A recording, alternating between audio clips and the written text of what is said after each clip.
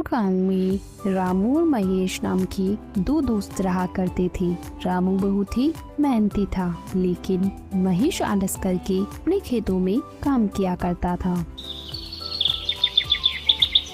अरे वाह रामू, मैंने सुना है इस साल तुम्हारी बहुत ही अच्छी फसल हुई है। हाँ काका, इस बार मेरी बहुत अच्छी फसल हुई है। फसल बेचने पर मुझे बहुत अच्छा मुनाफा होगा। बेटा, तुम्हारे खेत में कुल कितनी बोरी फसल हुई है? काका 5 एकड़ जमीन पर कुल 150 बोरी हुई है। ठीक है काका, चलो अब मैं चलता हूँ, मुझे आज अनाज को बेचने के लिए जाना है। ऐसा कहकर रामू वहाँ से चला जाता है। तभी थोड़ी देर बाद महेश भी वहाँ से अपने खेतों की ओर जा रहा था। अरे महेश बेटा, कहाँ जा रहे हो? काका, खेत में फसल की बोरियां आज सुबह जल्दी जाकर मैंने भर दी थी, अब उन्हीं को लेने जा रहा हूँ। महेश बेटा, तुम्हारे पास भी 5 एकड़ जमीन है ना? तो तुम्हारे खेत में इस बार कितनी फसल की बोरियां हुई है? हाँ काका, मेरे पास 5 एकड़ जमीन है और मेरी जमीन पर इस बार 1 एकड़ में 20 बोरियां हुई है, तो 5 एकड़ की 100 बोरियां हुई है। क्यों महेश बेटा, तुम्हारे खेत में 100 बोरी की फसल ही क्यों हुई है? तुम्हें पता है तुम्हारा दोस्त जो रामू है, उसके पास भी 5 एकड़ जमीन है। उसकी जमीन पर 150 बोरियों का अनाज हुआ है, जबकि जहां तुम दोनों के खेत है उधर के इलाके की जमीन तो एक जैसी ही है। क्या कहा? मेरे दोस्त रामू के खेत में इस बार 150 बोरियां की फसल हुई है, लेकिन उसने तो मुझे बताया ही नहीं। ठीक है काका, चलो मैं चलता हूँ। फिर शाम को महेश अपनी फसल बेचकर अपने घर लौट जाता है। घर पहुंचकर महेश फसल के बारे में सारी बात अपनी पत्नी को बताता है। मुझे पता है आपको 50 बोरियों का नुकसान क्यों हुआ है, क्योंकि आप अपने दोस्त रामू की तरह मेहनत नहीं करते, इसलिए आपको 50 बोरियों का नुकसान हुआ है। क्योंकि आपका जब मन होता है आप जब भी खेत जाते हो, और अगर ऐसा ही रहा तो कैसे चलेगा? अरे तो भाग्यवान, इसमें मेरी भी क्या गलती है? मुझसे जितना होता है मैं वो सब कर लेता हूँ। अब मुझे तुम ही बताओ, मैं इसके अलावा क्या करूँ? आज आप अपनी जमीन को बेच दो और रामू के पास वाली जमीन को खरीद लो। अगर रामू की जमीन 5 एकड़ है तो आप भी पूरी 5 एकड़ जमीन को खरीद लो, और रामू से कहो कि अब अपन दोनों पूरे 10 एकड़ जमीन पर साथ मिलकर काम करेंगे, और जो भी मुनाफा होगा दोनों बराबर बांट लेंगे। हाँ, तुम ये बात बिल्कुल सही कह रही हो। मैं कल ही रामू के पास जाकर इस बारे में बात करूँगा, और मुझे जहाँ तक पता है रामू मेरी इस बात को टालेगा नहीं। फिर अगले दिन सुबह होने पर महेश अपने दोस्त रामू के यहाँ जाता है। और भाई रामू, कैसे हो तुम? महेश भाई, मैं अच्छा हूँ, तुम बताओ, तुम सुबह सुबह यहाँ कैसे आ गए? रामू, अपन दोनों बचपन के बहुत अच्छे दोस्त हैं, तो मैं सोच रहा था कि मेरी जमीन को मैं बेच दूं और तुम्हारी जमीन के पास ही जमीन खरीद लूं, वो भी तुम्हारी जमीन के बराबर, पूरी 5 एकड़। हाँ हाँ महेश भाई, खरीद लो, ये तो बहुत ही अच्छी बात है, मुझे भी मेरा एक अच्छा पड़ोसी मिल जाएगा। लेकिन रामू, अगर तुम्हें एतराज ना हो तो अपन दोनों मिलकर तुम्हारी और मेरी जमीन पर खेती करें, क्योंकि दोनों अलग अलग मेहनत करने से अच्छा है दोनों एक जगह ही मेहनत करें, इससे अपन दोनों को अच्छा मुनाफा भी होगा।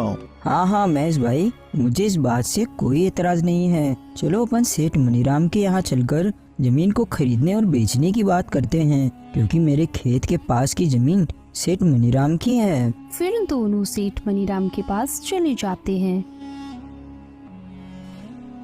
सेठ जी, रामू के पास वाली जो जमीन आपकी है, मुझे उस जमीन को खरीदना है। तो खरीद लो, हमने कब मना किया है, लेकिन जमीन खरीदने के लिए पैसे लेकर आए हो? दरअसल सेठ जी, बात ऐसी है कि मैं अपनी 5 एकड़ जमीन बेचना चाहता हूँ और रामू के पास वाली 5 एकड़ जमीन खरीदना चाहता हूँ। तो खरीद लो, मुझे कोई दिक्कत नहीं है, लेकिन मेरी जमीन के बदले मुझे तुम्हारी जमीन और 5,000 रुपए चाहिए। लेकिन सेठ जी, मेरी जमीन भी तो 5 एकड़ की है और आपकी जमीन भी तो 5 एकड़ की है, तो फिर आप मुझसे 5,000 रुपए और क्यों मांग रहे हो? देखो भाई महेश, जमीन की समय के हिसाब से कीमत होती है। अगर तुम्हें लेनी है तो 5,000 रुपए दे दो, वरना कोई बात नहीं। ठीक है सेठ जी, चलो आप 5,000 रुपए और ले लेना, लेकिन आपकी वो जमीन मुझे दे दो। फिर महेश सेठ मनीराम से उसकी जमीन खरीद लेता है। फिर ऐसे ही कुछ दिन बीतने के बाद सुनो भाई महेश, हमें कल से खेतों में हल चलाना होगा, इसलिए कल सुबह तुम तैयार रहना खेत जाने के लिए। अरे यार, हल चलाने में तो बहुत मेहनत लगती है। बैल के साथ साथ पूरे खेत में चलना पड़ता है। मुझे इस काम से बचने के लिए कोई ना कोई बहाना तो बनाना ही पड़ेगा। अरे सुनो भाई रामू, आज मेरी पत्नी के पिताजी का देहांत हो गया है और मुझे 12 दिन के लिए उनके वहाँ जाना पड़ेगा, और अगर मैं वहाँ नहीं गया तो अच्छा नहीं लगेगा। हाँ महेश भाई, ये बात तो सही है, वो तुम्हारे पिता समान है, तो तुम वहाँ चले जाना। तुम्हारे हिस्से का काम भी मैं ही कर लूँगा, तुम बेफिक्र होके चले जाओ। मुझे तो ऐसा लग रहा था कि तुम इस बात के लिए बिल्कुल नहीं मानोगे। तुम सच में मेरे बहुत अच्छे दोस्त हो। मैं 12 दिन बाद वापस आकर तुम्हारे साथ खेत में बहुत मेहनत करूँगा। फिर थोड़ी देर बाद महेश अपनी पत्नी के साथ उसके ससुराल चला जाता है। और इस बात से रामू बहुत परेशान हो जाता है। सुनो जी, आप इतने परेशान क्यों नजर आ रहे हो? क्या हुआ, क्या बात है? अरे कुछ नहीं, महेश अपनी पत्नी के साथ उसके मायके गया है और खेत में बहुत काम पड़ा है। अरे तो आप परेशान मत होइए, वो जब तक नहीं आते मैं आपके साथ खेत में काम करवा दूंगी। फिर अगले ही दिन से रामू अपनी पत्नी राके के साथ मिलकर खेतों में हल चलाने का काम शुरू कर देता है। फिर कुछ दिन बीतने के बाद रामू महेश के यहाँ जाता है। सुनो भाई महेश, बारिश के दिन चालू हो गए हैं और थोड़ी थोड़ी बारिश भी आने लगी है, तो मैं सोच रहा हूँ अपन दोनों मिलकर बारिश के पानी के जाने के लिए रास्ता बना दें। अगर अपन पानी के जाने के लिए रास्ता बना देंगे तो अपने खेत में बारिश का पानी एक जगह जमा नहीं होगा। अरे लेकिन रामू भाई, मुझे आज बहुत जरूरी काम है। अरे क्या हुआ महेश भाई, इस समय तुम्हें ऐसा कौन सा जरूरी काम आ गया? अरे हाँ, मैं तुम्हें बताना तो भूल ही गया था। मुझे तुम्हारी भाभी को लेकर शहर में डॉक्टर के यहाँ जाना है, क्योंकि 2-3 दिन से तुम्हारी भाभी की तबीयत बहुत खराब चल रही है। ठीक है महेश, तुम चले जाना, मैं यहाँ का सारा कामकाज देख लूँगा। फिर महेश अपने मन में सोचता है, अरे वाह, ये तो मेरी इतनी जल्दी ही बात मान गया। मेरे हिस्से का काम भी करने के लिए तैयार हो गया। दोनों मिलकर खेती बाड़ी करेंगे। ये तरकीब मेरी बिल्कुल सही रही, नहीं तो मुझे अकेले ही खेत में इतना सारा काम करना पड़ता। क्या सोच रहे हो महेश भाई, तुम चिंता मत करो, मैंने कहा ना मैं यहाँ का सारा कामकाज देख लूँगा। तुम निश्चिंत होके भाभी को डॉक्टर को दिखा लाओ। वही तो मैं सोच रहा हूँ कि सारे कामकाज तुम्हारे ऊपर छोड़कर शहर जाना मुझे बिल्कुल अच्छा नहीं लग रहा, मगर क्या करूँ, जाना तो पड़ेगा ही। फिर महेश अपनी पत्नी को लेकर शहर चला जाता है और दूसरी ओर रामू बारिश में भीगता हुआ अपने खेत में बारिश के पानी को जाने के लिए रास्ता बनाने लगता है। फिर रात होने पर, सुनो जी, मुझे ऐसा लगता है जब अपने खेत में कोई काम नहीं होता तो आपका दोस्त महेश घर पर ही रहता है, और जैसे ही आपको खेत में कोई काम होता है वो कोई ना कोई बहाना बना लेता है। मेरा शक बिल्कुल सही है, वो जानबूझकर बहाने बनाता है और शहर चला जाता है। ये तुम क्या बोल रही हो? तुम ऐसा बोलकर मेरे और मेरे दोस्त के बीच झगड़ा करवाना चाहती हो? वो मेरा बचपन का दोस्त है, वो मुझे कभी धोखा नहीं दे सकता। आपको मेरी बातों पर बिल्कुल भी विश्वास नहीं है ना? देख लेना, कुछ ही दिनों में आपको सच का पता चल ही जाएगा। फिर ऐसे ही कुछ दिन बीतने के बाद फसल तैयार हो जाती है।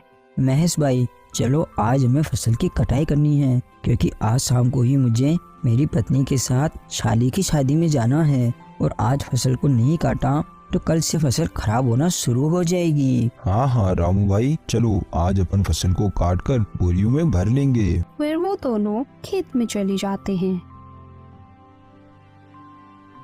और पूरी फसल को काटकर बोरियों में भर लेते हैं। ठीक है महेश भाई, अब अपन ने सारी फसल की बोरियां तो भर ली और अब शाम भी हो रही है, तो मैं शाली की शादी में जाने के लिए निकल रहा हूँ। तुम इन अनाज की बोरियों को बैलगाड़ी में भरकर अपने घर ले जाना। जब मैं कल आऊँगा तो अपन इस अनाज को मंडी में बेच आएंगे।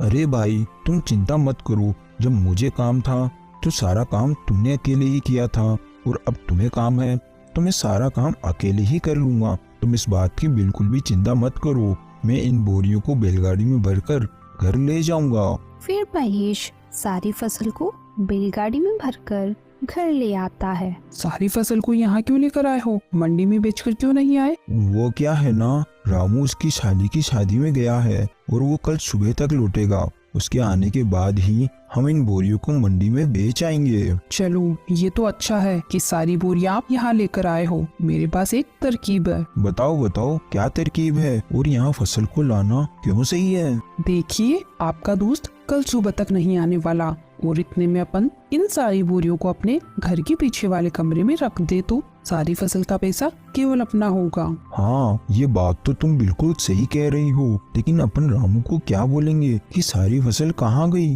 अरे इस बात की आप चिंता मत करो। कल सुबह जब आपका दोस्त फसल लेने के लिए आएगा तो बोल देना कि सारी बोरियां घर के बाहर ही रखी थी और पता नहीं यहाँ से कौन चुरा कर ले गया।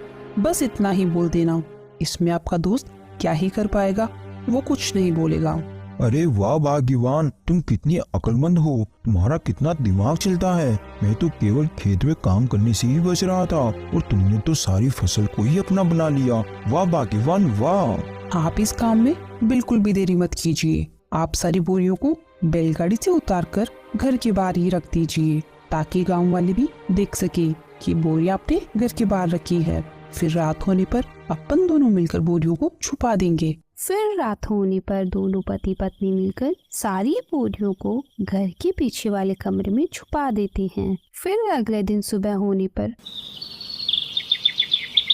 रामू महेश के यहाँ आता है। अरे महेश भाई, तुमने सारी बोरियां कहाँ पर रखी है? चलो आज अपन उनको मंडी में बेच आते हैं। हाँ हाँ रामू भाई चलो। फिर वो दोनों घर के बाहर जाते हैं। अरे बाप रे, मैंने अनाज की सारी बोरियां तो यहीं रखी थी, कहाँ गई बोरियां? अरे महेश भाई, तुम ये क्या बोल रहे हो? कहाँ पर है सारी बोरियां? मुझे नहीं पता, मैंने सारी बोरियां कल शाम को यहीं लाकर रखी थी। मैंने सोचा था कि यहीं से सारी बोरियां उठाकर अपन मंडी में बेच आएंगे, लेकिन अब क्या करेंगे, अपनी सारी बोरियां तो चोरी हो गई। क्या अपनी सारी अनाज की बोरियां चोरी हो गई? हाँ ये चोरों का ही काम है, नहीं तो यहाँ पर रखी हुई बोरियां भला कौन लेकर जाएगा?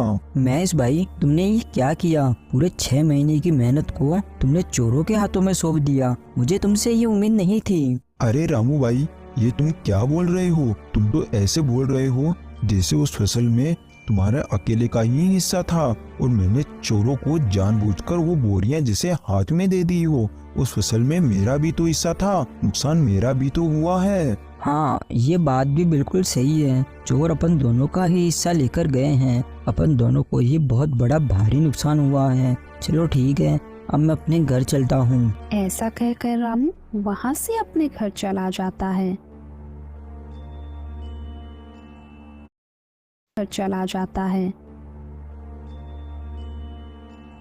और जाकर चुपचाप बैठ जाता है। क्या हुआ जी, आप इतने उदास क्यों नजर आ रहे हो? क्या बताऊँ मैं तुम्हें। फिर रामू अपनी पत्नी को सारी बात बता देता है। अरे तो कोई बात नहीं, आप चिंता मत कीजिए। अभी खेत में काम करने के लिए काफी समय है। जब तक आप अपने घर के बाहर वाले आंगन में सब्जियां लगाकर उन्हें बेचने का काम चालू कर दो। हाँ तुम ये बात बिल्कुल सही कह रही हो। मैं कब तक ऐसे ही हाथ पे हाथ धरा बैठा रहूंगा? घर बैठे रहने से कौन सा मुझे बैठे बैठे पैसा मिल जाएगा। फिर रामू सब्जियां लगाने के लिए अपने घर के बाहर के आंगन में खुदाई करने लगता है। तभी खुदाई करते करते उसे एक मटका दिखाई देता है। अरे ये तो सोने चांदी से भरा हुआ मटका है। ये तो मेरा अच्छा भाग्य है। अगर मेरी फसल चोरी नहीं होती तो मैं कभी यहाँ सब्जियाँ नहीं लगाता और ना ही यहाँ जमीन पर खुदाई करता। अगर इसमें से एक सोने का सिक्का भी बेच दिया तो मेरी फसल के बराबर मुझे पैसे मिल जाएंगे। फिर रामू अंदर जाकर सारी बात अपनी पत्नी को बता देता है। ये सब भगवान की ही कृपा है, क्योंकि आप बहुत मेहनती इंसान हो। मेहनत का फल हमेशा मिलता ही मिलता है। और उधर दूसरी ओर सुनो जी, आज रात को अपन इस फसल को मेरे भाई के यहाँ ले जाएंगे और रात में वहीं रुक जाएंगे। फिर कल सुबह इस फसल को शहर में ही बेच देंगे। हाँ हाँ, तुम बिल्कुल सही कह रही हो, अपन ऐसा ही करेंगे। फिर रात होने पर महेश और उसकी पत्नी दोनों उस कमरे में जाते हैं तो देखते हैं उनकी सारी फसल की बोरियां खराब हो चुकी है। अरे ये क्या हो गया? अपन ने इनको यहाँ छुपाने से पहले ये तो सोचा ही नहीं कि अगर फसल को थोड़ी भी हवा नहीं मिलेगी तो सारी फसल खराब हो जाएगी। ये सब तुम्हारी वजह से हुआ है। जो अपन को अपने हिस्से में मिलने वाला था अब तो वो भी नहीं मिलेगा। चला गया अब अपने हाथ से सब कुछ। अब क्या करेंगे अपन दोनों? हमारा सब बर्बाद